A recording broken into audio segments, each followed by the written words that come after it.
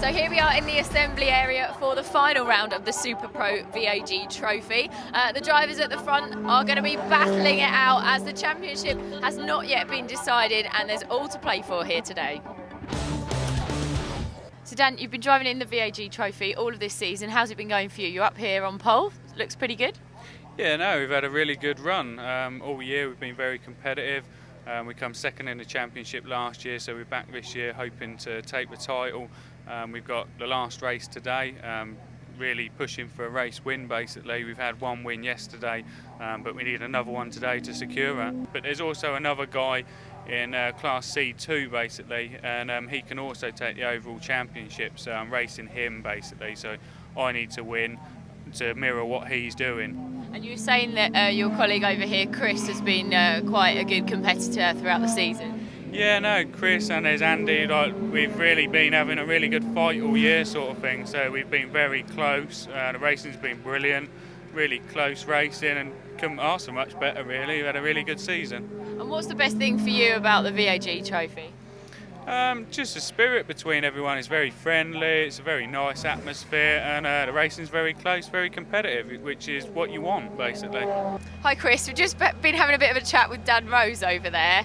You two are going to be fighting out at the front of the field. Who do you think's going to win? Yeah, well, Dan's obviously concentrated on his car setup really strongly this year, and yeah, he is a tricky opponent, but you know, I'll give it my best shot. Got any tricks up your sleeve? Well, we'll see how we get on going into that first bend this time, because I nearly had him last time. Okay. I think, you know, if I get in front of him, I could make the break, and then, you know, it's just keeping him behind me. So let's see what happens. Well, I mean, I used to win and get the fastest lap, which hopefully Daniel might do that as well. So it will be tight, but we'll just go for it and see what happens. And how many points are there in terms of the top? Like you're in a slightly different class, aren't you, than the guy on pole? I'm in a different class. We're racing in our classes. I think I've won the Class 2, but the overall championship, I think I'm probably 5 or 6 points away. So I think he has to have a non-finish for me to really have a chance, but we'll try. The cars coming to the grid then for the final round of the 2011 Super Pro VAG Trophy. Full field as ever in what is a very popular category of racing. This is how they line up with Daniel Rose on pole position, Chris Hayes alongside them on the front of the grid. No James Bark, he's keeping his powder dry for later, so Barry Cully all alone on row 2. Eyes to the gantry time, the red lights are on. Is Daniel Rose going to convert pole position? As away we go here at Snetterton for the final time in 2011. The field surge on towards Riches. The first time of asking, looking very congested in the midfield, but up front it's Rose who's just ahead of Chris Hayes, although Hayes disputes it into Riches. Up into third goes Will McAteer, making the move on Barry Cully. It's about 4 wide for 10th position. Everybody looks to be cleanly through, so they arrive at Montreal for the first time. Rose from Hayes, then McAteer from Cully. Everybody else, I think, vying for 6th position. Everybody cleanly through. This is one of the real beauties of the championship. Close but clean and affordable racing. In the field though, Daniel Rose looking to wrap up the championship in emphatic fashion, though Chris Hayes is not going to make it easy for him. We go in car with Dawn Boyd, who's in amongst some of the Golfs, having a very busy race. Looks to the inside, but she can't go through because Brian Passmore slides up, making the move. Agostini, as Barry Cully is trying to pile the pressure on here to Will McAteer. So McAteer just ahead of him at the moment in 3rd position, Cully in 4th. Here are the leading duo, the two Seats, Daniel Rose and Chris Hayes.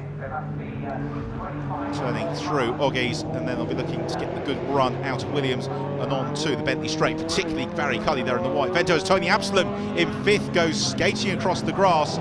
He's lost 1 position, and so he does rejoin in 6th, but a little bit of work to do there. Tony, you see, looks to recover up through the field, but if everybody else arrives on MASH, you can see he didn't lose out as badly as he quite could have done. The leading duo turn through, Brundle and Nelson, and we have still got Daniel Rose leading it from Chris Hayes. About the McAteer and Cully battle. Now Barry Cully couldn't make the move down the Bentley Straight, so instead he's going to look to try into the bomb hole. We're in car with Barry Cully looking to the inside, but Will McAteer covers that off, not a Vento's gap there. So instead Barry Cully will look to press on through Coram and Murray's. As the midfield golf battle continues apace, so Tim Cox there is just onto the tail of Marcus McKenzie as they arrive in towards Coram Curve. Let's see how that resolves itself. And it's Cox in the white car round outside the Coram. That's brave stuff there from Tim Cox. So he looks squeezed past. Oh, but he goes past McKenzie as well. Super move from Cox over the curbs. and he has gained that place. Now what can Mackenzie in the black car, number 8 car, do about challenging also Dawn Boyce to the mix as Cully goes around the outside, or does he? And McAteer and Twitches, no he doesn't. How close was that between the pair of them? Couldn't have finished a sheet of paper, could you, between the bumpers? And Will McAteer just about holding on to that position, although I can see that they have both been passed by Tony Absalom and Andy Thompson, so their battle has seen them demoted by a couple of the other cars because they've been so busy fighting amongst themselves. So this is now the battle for 5th and 6th position. Right, now what can Cully do? McAteer still maintaining his place as the Golfs continue a very lively battle. It's Simon Gustafson in the 24 car who we're watching. He is looking to challenge, move up past Andrew Barton. Right, here's the fight 3rd and 4th. It's Tony Absalom ahead of the former Slick 50 Saloons champion. If you remember those, Andy Thompson, vastly experienced drivers both. And Tony, having recovered from that early indiscretion, is now in a podium position, but coming under all sorts of pressure. As Andy looks to get a good exit from Nelson, he gets a good exit. He forces Tony Absalom to go defensive, so they turn through the bomb hole. Absalom in 3rd, and a very feisty-looking Andy Thompson in 4th position, just kicking up the dust into the bomb hole on the way towards Coram Curve. Absalom in the Golf, though, just ahead of the Seat. VAG Trophy, stands for Volkswagen Audi Group, which means any car from that automobile group, so Volkswagens, Audis, Seats, Skodas, they're all eligible. Gives us a hugely varied field.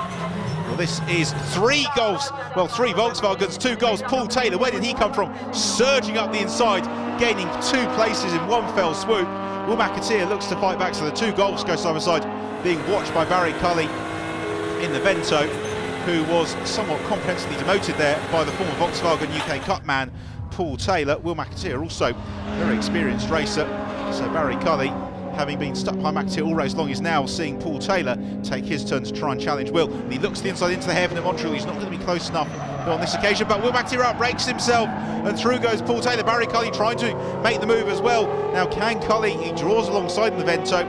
This championship organisers work very hard to equalise the cars within each class, so some of them have got slightly better straight line speed, others are more nimble through the corners, which is why we're seeing such close racing as Simon Gustafson gets it all wrong at Montreal onto 3 wheels. He rejoins, having lost a place, very calmly gets on with his race as Daniel Rose continues to lead, and this is looking very good for the championship for him. He came into this race with an advantage. If he wins it, he's not going to be passed by anybody. As we've got a recovering Tim Cox from a little bit of a moment there, some trim hanging back to the car, but otherwise no harm done.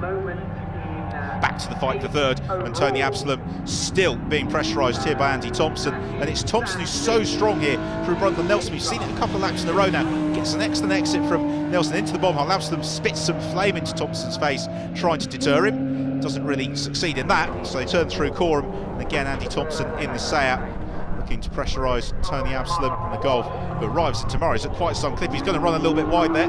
Kicks up a few fragments of dust on the exit over the curbs. Andy Thompson still unable to elevate himself up onto the podium. Marcus Mackenzie is having one of those races. Wherever you look, he's in the thick of the action. And so he's coming under all sorts of pressure. We've also got them being lapped as well by Chris Hayes. So Chris Hayes, who is 2nd in the race, just picking his way up through the order in terms of the back markers, but he's not getting onto terms with this man, Daniel Rose, who's only got a few corners between himself and the championship, Barry Cully. Well, of all the cars to have an in-car with, I think Barry has given us ample entertainment this time around. He goes a little bit wide at Montreal on that occasion. He's still solidly in, well, it was 5th position, it's now 6th, because hello to Will McAteer, who sides up the inside. They always make contact through Palmer. It's going to be a drag race into heaven. Agostini right back in car with Barry. He's got the inside line here. Will McAteer squeezing him a little bit. I think Barry is going to do enough. Through he goes, just about.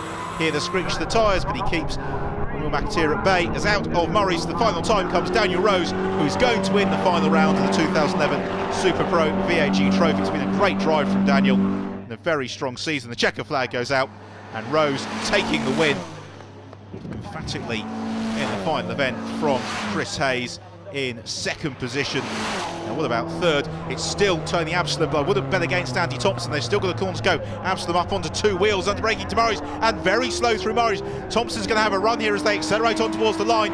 Is Tony Absalom going to hold on? I think he might just. He's got the track position, and Thompson's not quite close enough. He's bobbing behind him as they cross the line. It is Tony Absalom who claims third. He's very happy about that. You can see him in the cockpit celebrating. And Andy Thompson, well, strong drive for Andy. Must be sick though. Tony Absalom's rear spoiler now. So here are the final results, with Daniel Rose taking the win from Chris Hayes and Tony Absalom in third position. Dan Rose celebrates on the podium, with the grid girls doing the honours with the trophies and the bubbly.